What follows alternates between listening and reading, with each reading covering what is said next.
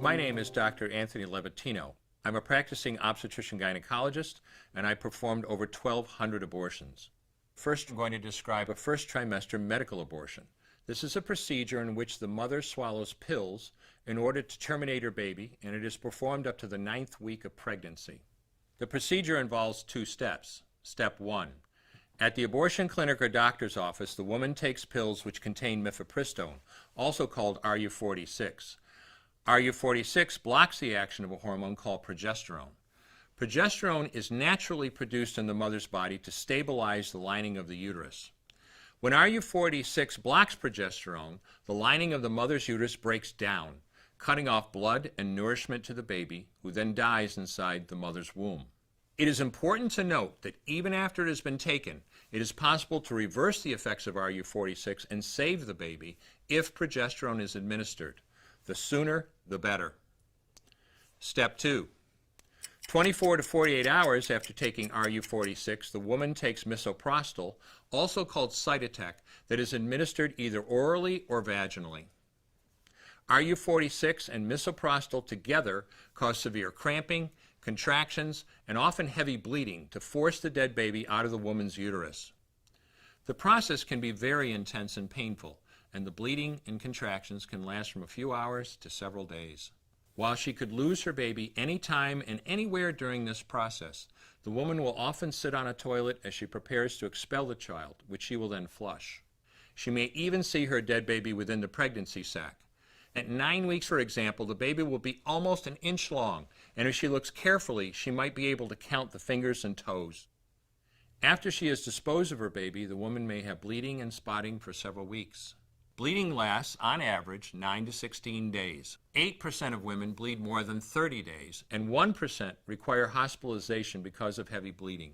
RU46 is only FDA approved for the first 7 weeks of pregnancy. While RU46 can be used off-label up to 9 weeks, the failure rate increases as the pregnancy progresses. At 7 weeks, it has a 5% failure rate. At 8 weeks, an 8% failure rate, and at 9 weeks, a 10% failure rate. If failure occurs, she will usually be offered a surgical abortion. For the mother, medical abortion often causes abdominal pain, nausea, vomiting, diarrhea, headache, and heavy bleeding. Maternal deaths have occurred, most frequently due to infection and undiagnosed ectopic pregnancy. First trimester surgical abortion called suction D&C, dilatation and curettage. This is the most frequently performed abortion and is used typically from 5 to 13 weeks of pregnancy. After administering anesthesia, the abortionist uses a speculum like this. This is placed inside the vagina and opened using this screw on the side, allowing the abortionist to see the cervix, the entrance to the uterus. The cervix acts as a gate that stays closed for the duration of pregnancy, protecting the baby until it is ready for birth. The abortionist uses a series of metal rods called dilators, like these, which increase in thickness, and inserts them into the cervix to dilate it, gaining access to the inside of the uterus where the baby resides. The baby has a heartbeat, fingers, toes, arms, and legs, but its bones are still weak and fragile. The abortionist takes a suction catheter like this one. This is a 14 French suction catheter. It's clear plastic, about 9 inches long, and it has a hole through the center. It is inserted through the cervix into the uterus. The suction machine is then turned on with a force 10 to 20 times more powerful than your household vacuum cleaner. The baby is rapidly torn apart by the force of the suction and squeezed through this tubing down into the suction machine, followed by the placenta. Though the uterus is mostly emptied at this point, one of the risks of a suction D&C is incomplete abortion, essentially pieces of the baby or placenta left behind. This can lead to infection or bleeding. In an attempt to prevent this, the abortionist uses a curette to scrape a lining of the uterus. A curette is basically a long-handled curved blade. Once the uterus is empty, the speculum is removed and the abortion is complete. The risks of suction D&C include perforation or laceration of the uterus or cervix, potentially damaging intestine, bladder, and nearby blood vessels, hemorrhage, infection, and in rare instances, even death. Future pregnancies are also at a greater risk for loss or premature delivery due to abortion-related trauma and injury to the cervix. Second trimester surgical abortion called dilatation and evacuation, or D&E. A D&E is performed between 13 and 24 weeks of pregnancy. After administering anesthesia, the abortionist uses a weighted speculum, like this one, that opens the vagina widely. Because second trimester babies are so large, this greater access facilitates a late-term abortion. Late-term abortion requires that the cervix be prepared 24 to 48 hours in advance with laminaria. Laminaria is a type of sterilized seaweed that absorbs water over 8 to 12 hours and swells to several times its original diameter. Once removed, metal dilators can be used to further open the cervix as needed. Once the cervix has been stretched open, the suction tube is placed inside. A baby at 20 weeks gestation is as big as the length of my hand, from head to rump, not counting the legs. The suction machine is turned on, and pale yellow amniotic fluid surrounding the baby is suctioned out through the catheters. With babies this big, they don't fit through catheters this size. The baby's bones and skull are too strong to be torn apart by suction alone. This is a Sofer clamp. A Sofer clamp is made of stainless steel. It's about 13 inches long.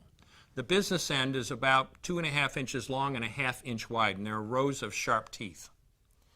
This is a grasping instrument. When it gets a hold of something, it does not let go.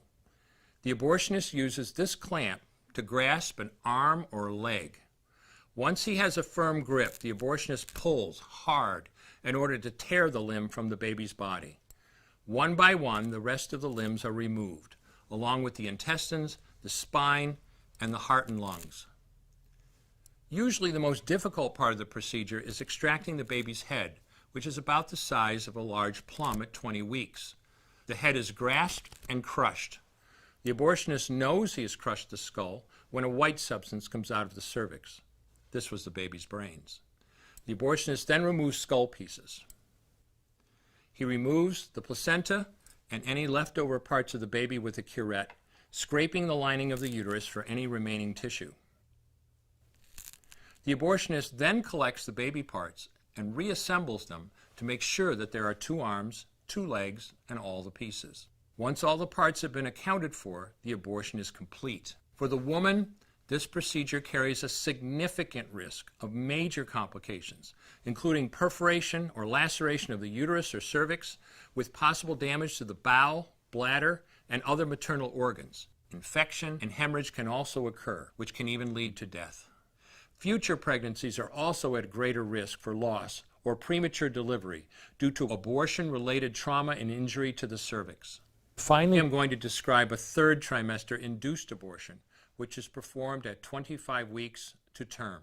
At this point, the baby is almost fully developed and viable, meaning he or she could survive outside the womb if the mother were to go into labor prematurely. Because the baby is so large and developed, this procedure takes 3 or 4 days to complete. On day 1, the abortionist uses a large needle to inject a drug called digoxin. Digoxin is generally used to treat heart problems, but a high enough dosage of digoxin will cause fatal cardiac arrest. The abortionist inserts the needle with the digoxin through the woman's abdomen or through her vagina and into the baby, targeting either the head, torso, or heart. The baby will feel it. Babies at this stage feel pain. When the needle pierces the baby's body and the digoxin takes effect, the life of the baby will end. The abortionist then inserts multiple sticks of seaweed called laminaria into the woman's cervix. They will slowly open up the cervix for delivery of a stillborn baby. While the woman waits for the laminaria to dilate her cervix, she carries her dead baby inside of her for 2 to 3 days. On day 2, the abortionist replaces the laminaria and may perform a second ultrasound to ensure the baby is dead. If the child is still alive, he administers another lethal dose of digoxin. The woman then goes back to where she is staying while her cervix continues to dilate. If she goes into labor and is unable to make it to the clinic in time, she will give birth at home or in a hotel. In this case, she may be advised to deliver her baby into a bathroom toilet. The abortionist then comes to remove the baby and clean up. If she can make it to the clinic, she will do so during her severest contractions and deliver her dead son or daughter. If the baby does not come out whole, then the procedure becomes a D&E, a dilation and evacuation, and the abortionist uses clamps and forceps to dismember the baby, piece by piece. Once the placenta and all the body parts have been removed, the abortion is complete. Late-term abortions have a high risk of hemorrhage, lacerations, and uterine perforations, as well as a risk of maternal death. Future pregnancies are also at a greater risk for loss or premature delivery due to abortion-related trauma and injury to the cervix. As I mentioned at the beginning, I'm Dr. Anthony Levatino, and in the early part of my career as an OBGYN, I performed over 1,200 abortions.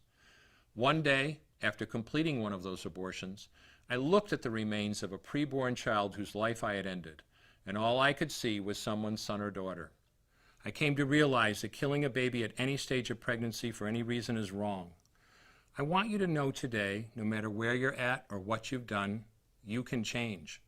Make a decision today to protect the preborn. Thank you for your time. I will no longer do any more abortions. When you finally figure out that killing a baby that big for money is wrong, that it doesn't take you too long to figure out it doesn't matter if the baby is this big or this big or this big or maybe even this big, it's all the same. And I haven't done any since then, and I never will.